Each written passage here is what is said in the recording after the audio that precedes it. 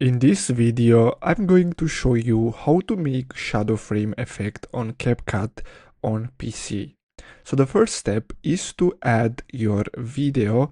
So I'm going to use this one here. So it can be a video or a photo, it doesn't matter. So we just have to add this to our timeline. And then here, what we're gonna have to do is simply change. So we're gonna have to add a blur effect. So you can go to effects and then search for blur. And then here you can simply choose whatever you want.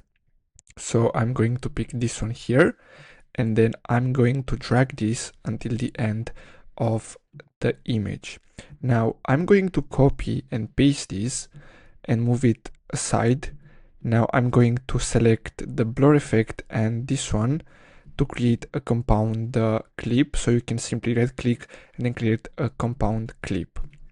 Now, once we have this, we're gonna have to go to the library.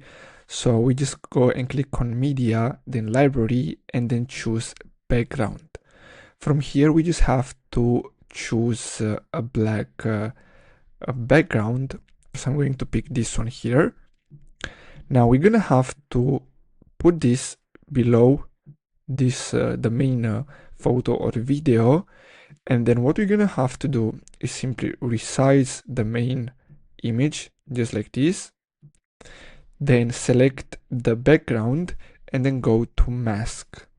Here click on add mask and then choose rectangle, and then we just have to make this bigger like this, so it's we have these edges around the image or video, and then we just have to take this and drag it like this.